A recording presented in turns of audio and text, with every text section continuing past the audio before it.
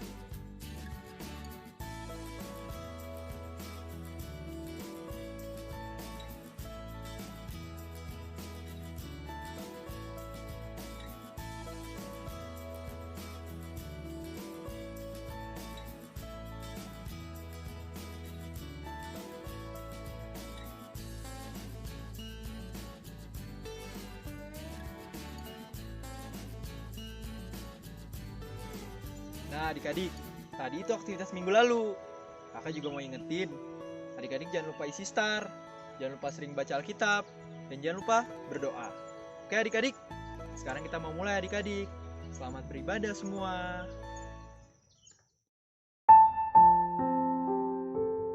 Adik-adik dipersilahkan untuk mengambil sikap yang tenang dan mempersiapkan diri untuk beribadah.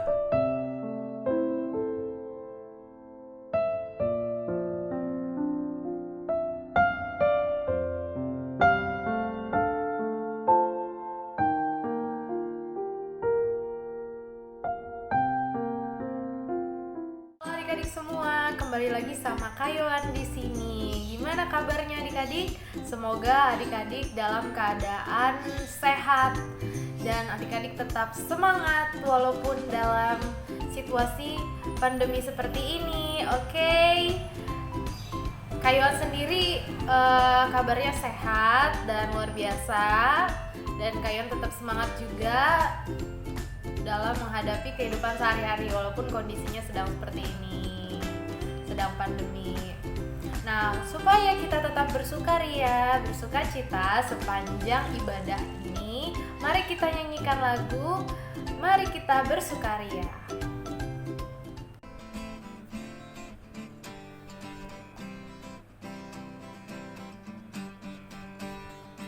Mari kita bersukaria,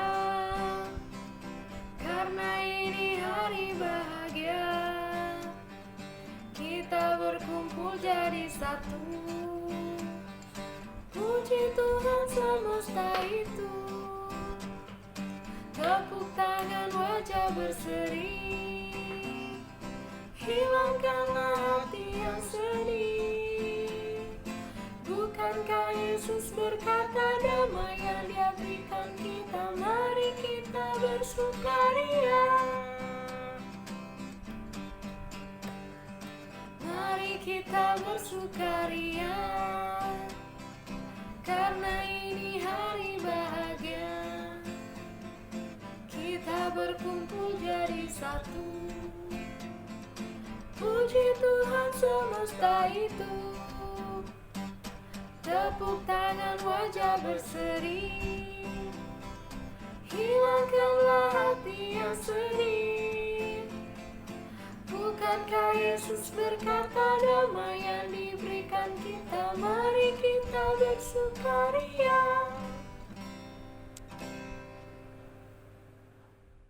Nah adik-adik, sekarang kita mau melanjutkan ibadah kita, tapi sebelumnya kita mau berdoa dulu.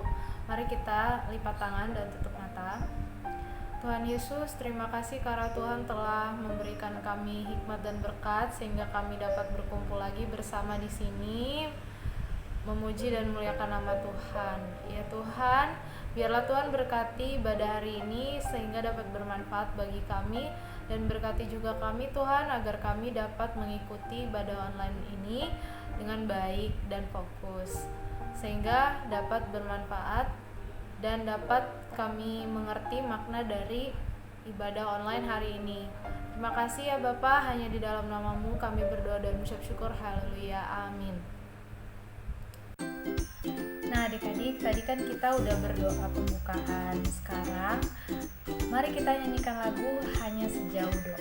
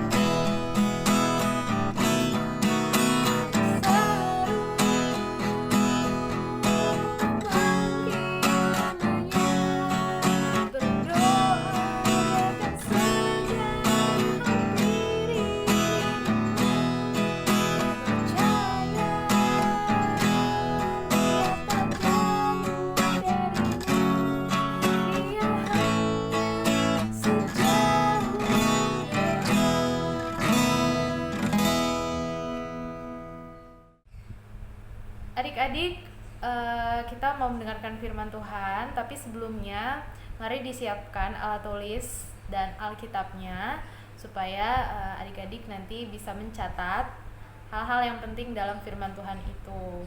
Dan juga siapkan hati serta pikiran adik-adik untuk mendengarkan firman Tuhan. Kita juga akan menyanyikan lagu Baca Kitab Suci.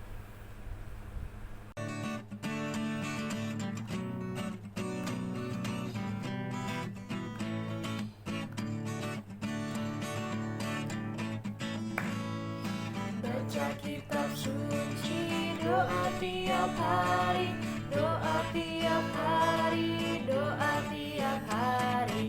Baca kitab suci, doa tiap hari kalau mau tumbuh, kalau mau tumbuh, kalau mau tumbuh. Baca kitab suci, doa tiap hari kalau mau tumbuh. Baca kitab suci, doa tiap hari, doa tiap hari, doa tiap hari. Baca kitab suci, doa tiap hari kalau mau tumbuh, kalau mau tumbuh, kalau mau tumbuh. Baca kitab suci, doa tiap hari kalau mau tumbuh. Teman-teman, sebelum kita membaca dan mendengarkan firman Tuhan, mari kita berdoa. Tuhan Yesus, terima kasih atas seluruh berkat-Mu dalam hidup kami. Saat ini kami ingin membaca firman Tuhan. Bukalah hati dan pikiran kami agar kami dapat mengerti firman yang dibacakan. Dan juga berkatilah agar kami dapat menjadi pelaku firman Tuhan Yesus. Di dalam nama Tuhan Yesus kami berdoa. Amin. Halo adik-adik, dengan Kalita di sini. Yuk kita masuk firman Tuhan. Kita sama-sama buka Alkitabnya dari 1 Raja-Raja 3 ayat 1 sampai 15. 1 Raja-Raja 3 ayat 1 sampai 15. Nah, judulnya adik-adik, doa Salomo memohon hikmat. Doa Salomo memohon hikmat. Nah, adik-adik pernah nggak adik-adik itu merasa sedikit deg-degan atau cemas atau galau ketika adik-adik mau menghadapi situasi yang cukup baru nih adik-adik, ya kan?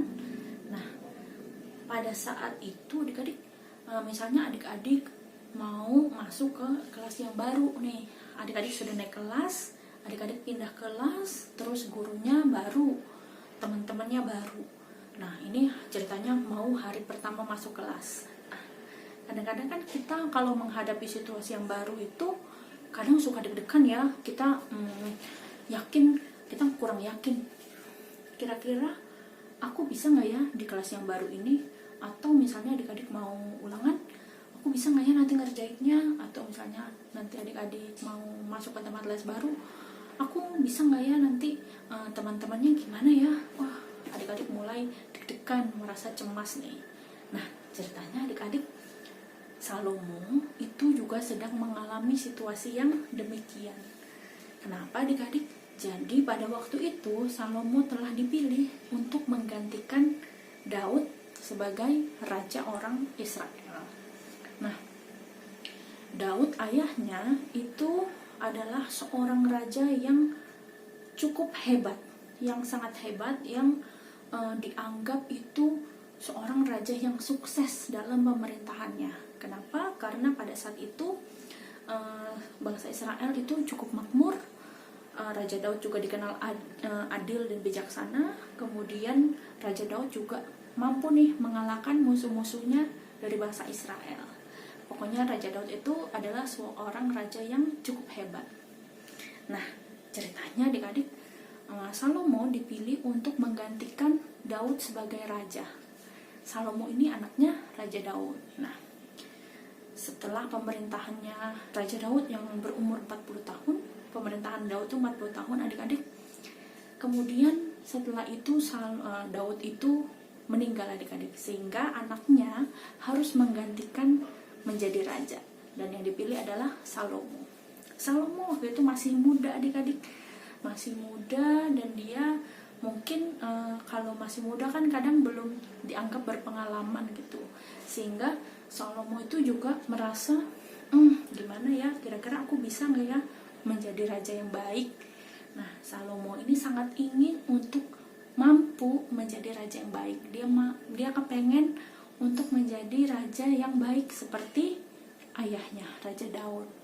Nah, di tengah segala kegalauan itu Salomo, aduh bisa nggak ya, akhirnya tibalah waktunya bagi Salomo untuk mempersembahkan korban bakaran bagi Tuhan. Saat itu adik-adik, Salomo pergi ke sebuah kota yang namanya kota Gibeon. Jadi di Gibeon itu adalah tempat untuk mempersembahkan korban bakaran. Nah, di Gibeon ini adik-adik pada waktu malam Salomo itu tidur, dan ketika Salomo itu tidur, Tuhan menampakkan dirinya kepada Salomo melalui mimpinya Salomo.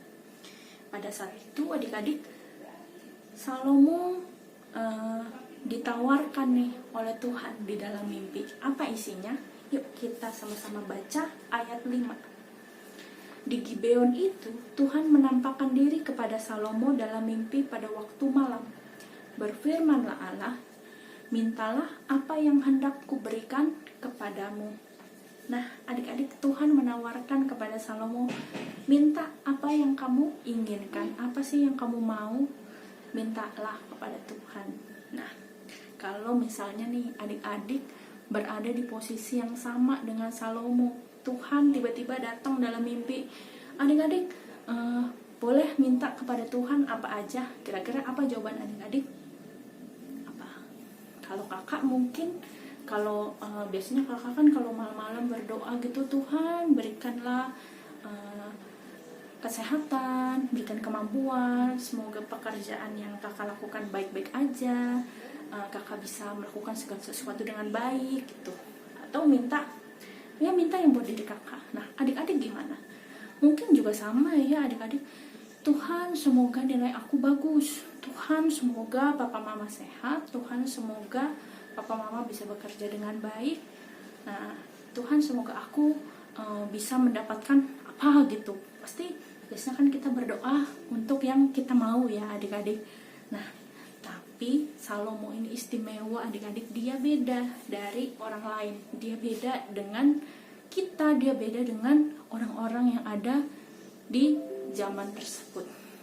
Salomo ini spesial karena dia tidak minta, kalau raja kan biasanya Tuhan aku mau kekayaan, Tuhan aku mau umur panjang, Tuhan aku mau supaya musuh-musuhku tunduk kepadaku gitu. Tapi Salomo enggak. Yang Salomo minta satu hal yang justru paling penting, paling mendasar, yaitu Salomo meminta hikmat. Apa itu hikmat adik-adik? Ada yang tahu apa itu hikmat? Ya, hikmat itu bukan hanya sekadar pengetahuan. Aku tahu loh, atau aku pinter loh, bukan. Hikmat itu melebihi itu adik-adik. Hikmat itu adalah kemampuan untuk membedakan mana yang baik, mana yang tidak baik, membedakan mana yang benar, mana yang salah, membedakan mana sih kehendak Tuhan, mana yang enggak, membedakan hal-hal untuk membedakan sesuatu yang mana sih yang paling baik untuk diambil sebagai keputusan. Nah, sebagai seorang raja, Salomo meminta hal yang paling penting, yaitu kemampuan untuk membedakan mana yang baik dan mana yang tidak baik. Karena kan kalau seorang raja, adik-adik, banyak hal yang harus diputuskan oleh seorang raja. Banyak yang akan dihadapi oleh Salomo. Salomo akan memilih, misalnya, aku pengen memperluas kerajaanku ke situ. Kira-kira baiknya aku ke situ atau enggak ya? Itu kan membutuhkan pemikiran. Atau misalnya, aku mau membuat rakyatku mengasihi aku mau membuat rakyatku merasa nyaman. Nah, di situ pun juga membutuhkan pertimbangan-pertimbangan. Dan Salomo meminta yang paling penting, yaitu hikmat, kebijaksanaan. Bagaimana nanti Salomo memutuskan perkara pada saat ia menjadi raja. Dan adik-adik, ketika Salomo meminta hal itu kepada Tuhan, Tuhan ini memandang baik apa yang diminta oleh Salomo. Tuhan menganggap bahwa Salomo itu adalah hambaku yang baik. Dia tidak hanya memikirkan kepentingannya sendiri, tetapi dia memikirkan kepentingan orang lain. Dia memikirkan kepentingan seluruh bangsa Israel di bawah pemerintahannya.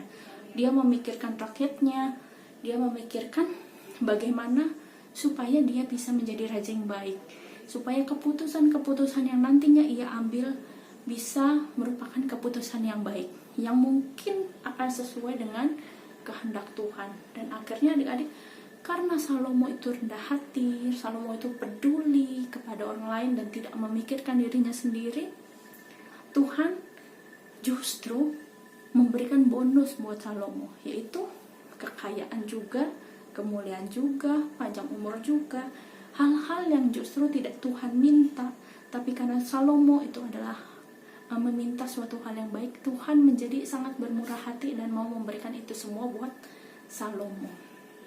Nah, adik-adik, kalau misalnya nih kita kalau berdoa malam-malam, biasanya yang kita doakan adalah ujung-ujungnya keinginan kita, ujung-ujungnya permintaan kita, ujung-ujungnya ya kalau nggak kebaikan bagi kita ya bagi orang tua ataupun keluarga kita.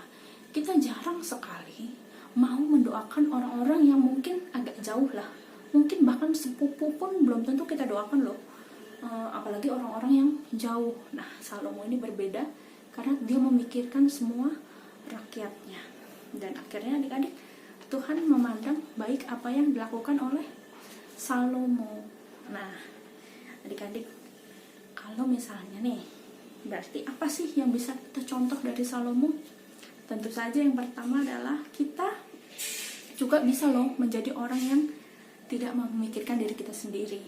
Kita bisa mendoakan orang-orang lain. Misalnya adik-adik kan sekarang sekolahnya online.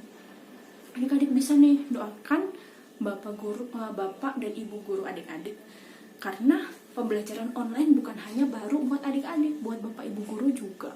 Adik-adik bisa mendoakan bapak ibu guru supaya dimampukan nih, supaya bisa mengajar adik-adik dengan baik. Atau misalnya adik-adik doakan juga nih, karena kita sedang dalam masa pandemi seperti ini, adik-adik bisa doakan para tenaga kesehatan, para dokter, perawat, orang-orang di rumah sakit. Kita juga bisa berdoa untuk kita melakukan doa syafaat. Kita doakan pemerintahan, kita doakan Pak Presiden, Pak Wapres, Menteri-Menteri, siapapun bisa kita doakan. Atau bahkan orang-orang di sekitar kita yang mungkin kita jarang bersinggungan juga bisa kita doakan. Kenapa adik-adik? Karena Tuhan itu adalah sumber segala sesuatu yang baik.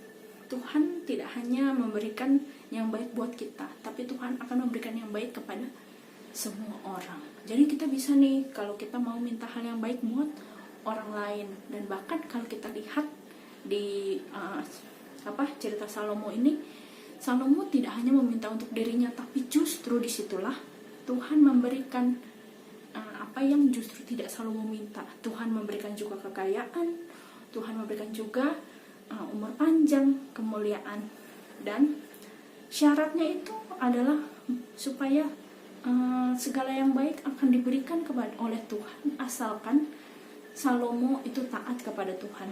Begitu juga kita.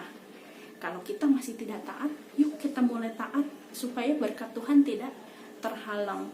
Supaya ketika Tuhan ingin menganugerahkan yang baik kepada kita, kita tetap taat. Sehingga kita bisa juga merasakan bahwa memang Tuhan sangat memelihara kita.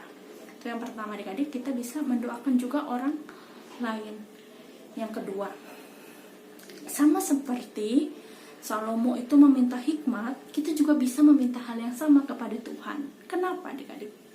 Kita hidup, kita misalkan adik-adik sekarang ada di kelas besar.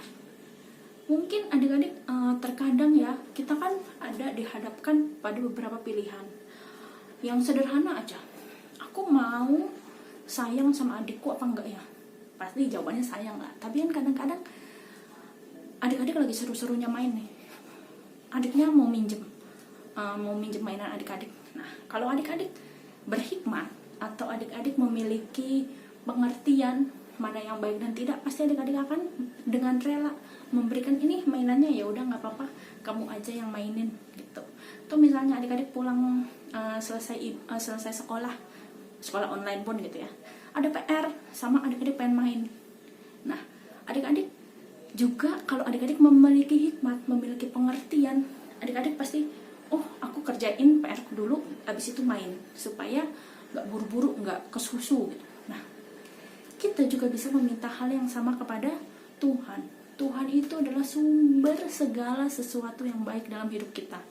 Tuhan sumber hikmat, Tuhan sumber kebijaksanaan. Sehingga adik-adik kita bisa minta kepada Tuhan, Tuhan berikan juga aku hikmat, supaya aku bisa menjalankan hidupku dengan baik dan benar, supaya aku juga bisa mengikuti kehendak-Mu, supaya aku juga bisa memilih yang benar, memilih yang baik dalam kehidupanku. Karena apapun yang ada di hidup kita, adik-adik, adalah pemberian dari Tuhan. Kita masih hidup sampai sekarang, masih sehat, kita tidak terkena penyakit, kita masih bisa ketawa, masih bisa hidup bahagia, penuh syukur, juga adalah pemberian Tuhan. Nah, saatnya adik-adik kita hidup dengan baik dan benar. Kita melakukan apa yang menjadi kehendak Tuhan. Gimana taunya? Gimana caranya kita tahu hidup kita itu sesuai kehendak Tuhan atau enggak? Kita minta kepada Tuhan pengertian, kita minta hikmat, kita minta kemampuan, kita minta Tuhan menolong kita untuk menjalani kehidupan yang baik. Sehingga nanti ketika adik-adik dihadapkan pada pilihan, aku mau menjadi anak yang baik atau enggak, aku mau menjadi anak yang selalu menggunakan waktuku dengan baik, menjadi anak yang tidak pernah menunda-nunda pekerjaan, tidak pernah menunda-nunda mengerjakan PR, menunda belajar, ingin menjadi anak yang menyayangi sesama, menolong orang lain. Adik-adik akan mendapat jawabannya ketika adik-adik rajin membaca Alkitab. Adik-adik berdoa kepada Tuhan, minta pertolongan Tuhan. Adik-adik pasti Tuhan akan memberikan adik-adik jawaban. Dan Tuhan akan mengarahkan adik-adik sehingga adik-adik tahu, oh sepertinya jalan ini yang harus aku ambil.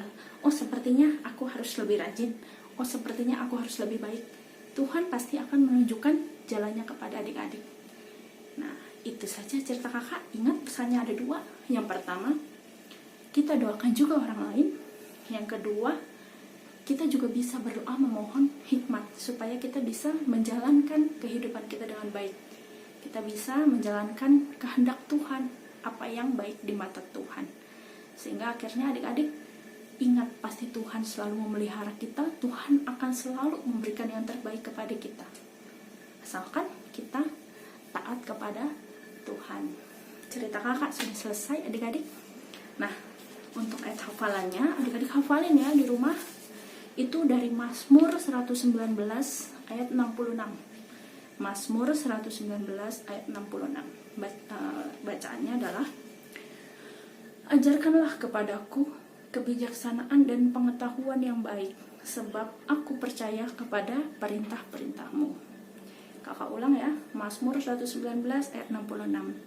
Ajarkanlah kepadaku kebijaksanaan dan pengetahuan yang baik, sebab aku percaya kepada perintah-perintahmu. Sampai sini adik-adik, semoga adik-adik bisa menjalankan firman Tuhan ini dalam kehidupan adik-adik sehari-hari. Dadah, Tuhan berkati adik-adik. Nah adik-adik, kita sudah mendengarkan firman Tuhan. Sekarang waktunya kita untuk memberikan persembahan yang terbaik untuk Tuhan. Adik-adik bisa memberikan persembahan dengan cara mengumpulkan dulu persembahan adik-adik, ditabung dulu. Kemudian nanti ketika udah sekolah minggu tatap muka, adik-adik bisa memberikan kepada guru sekolah minggu adik-adik. Atau adik-adik bisa melakukan dengan cara berikut ini.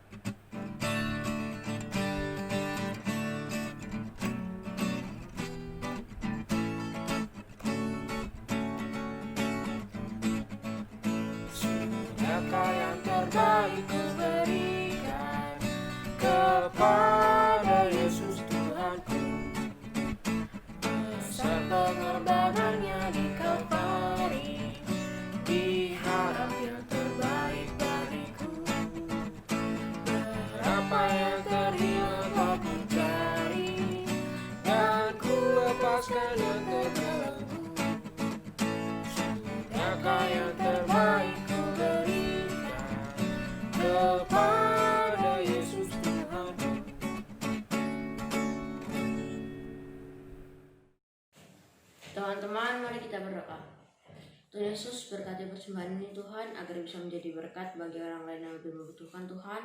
Berkati juga tangan-tangan yang telah memberikan persembahan ini. Berkati juga Tuhan orang tua kami yang bekerja, agar bisa tetap memberikan sumbangan persembahan bagi orang-orang yang lebih membutuhkan. Dalam maksudnya Yesus Kristus, kami mohon berkat dan pengampunan-Mu. Haleluya. Amin.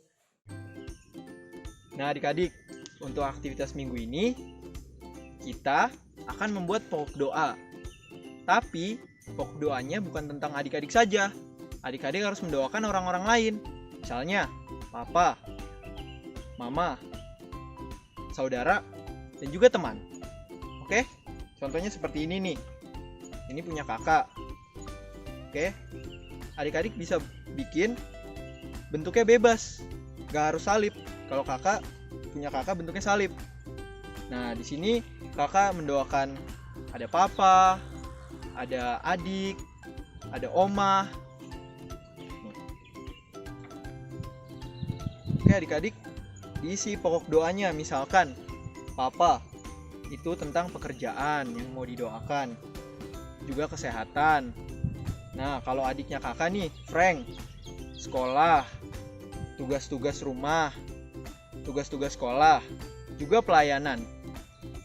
Oke adik-adik, seperti ini.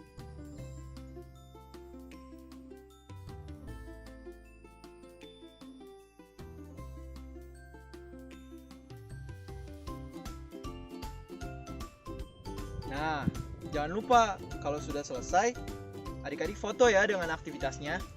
Kakak tunggu fotonya di kelas masing-masing. Nah adik-adik, mungkin adik-adik pernah merasa gelisah, merasa kesal, merasa sedih. Adik-adik gak tahu mau gimana.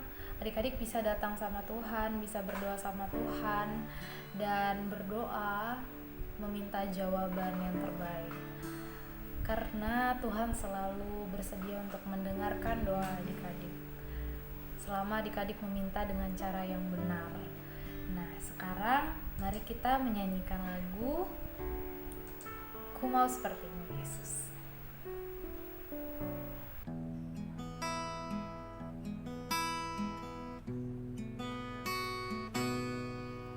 Bagaikan bejana siap dibentuk, demikian hidupku di tangan-Mu. Dengan urapan kuasa Roh-Mu, ku dibaharui selalu. Jadikan ku alat dalam rumah-Mu, inilah hidupku di tangan-Mu. Bentuklah seluruh kehendak-Mu, pakailah sesuai rencana-Mu. Ku mau seperti-Mu Yesus, disempurnakan selalu, dan segenap jalanku memuliakan nama-Mu. Ku mau seperti-Mu Yesus, disempurnakan selalu, dan segenap jalanku memuliakan nama-Mu.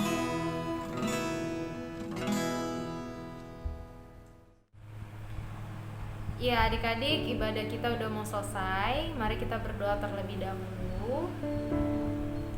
Tuhan Yesus, terima kasih karena Tuhan telah memberkati ibadah kami, sehingga ibadah kami bisa berjalan dengan baik. Biarlah Tuhan memberikan kami hikmat juga Tuhan, seperti Salomo.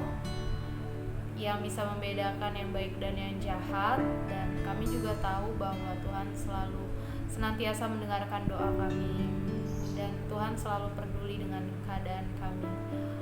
Oleh karena itu kami berdoa Tuhan untuk bangsa dan negara kami, semoga bangsa dan negara kami bisa cepat pulih lagi Tuhan. Biarlah pandemi ini segera berakhir agar kami bisa berkumpul lagi bersama Tuhan. Dan untuk teman-teman kami yang sedang sakit, biarlah bisa segera sembuh Tuhan dan bisa beraktivitas lagi seperti biasa. Dan juga untuk kami Tuhan, biarlah kami juga bisa melakukan firman Tuhan dalam kehidupan kami sehari-hari dan selalu semangat dalam menghadapi hari-hari kami. Terima kasih ya Tuhan, hanya di dalam nama-Mu kami berdoa dan mengucap syukur, haleluya, amin.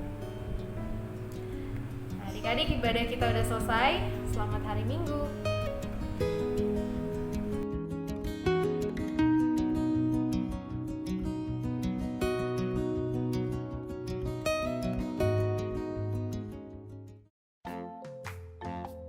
Dalam rangka Bulan Keluarga 2020, GKI Agus Salim akan mengadakan lomba menggambar anak.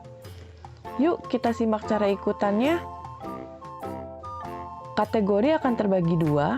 Yang pertama, TK sampai SD kelas 1, dan yang kedua, SD kelas 2 sampai kelas 6. Dengan tema Keluarga Sehati. Alat gambar boleh menggunakan pensil warna, cat air, krayon, dan lain-lain.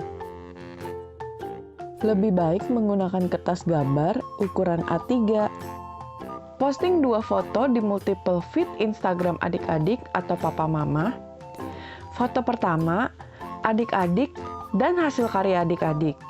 Foto kedua, hasil karya adik-adik full frame ya. Jangan lupa tulis pada deskripsi nama peserta, kategori, dan mention @GKI Agus Salim, serta gunakan hashtag GKI Agus Salim, hashtag Bukel GKI Aksal 2020, hashtag Gambar Bukel 2020. Jika adik-adik atau papa mama tidak mempunyai Instagram, bisa mengirimkan fotonya ke email digitalinformasi19@gmail.com. Penilaian akan mencakup kesesuaian tema, komposisi warna, dan proporsi gambar. Foto dapat diposting paling lambat 23 September 2020. Yuk kita ikutan lomba menggambar. Akan ada pemenangnya loh. Selamat berlomba!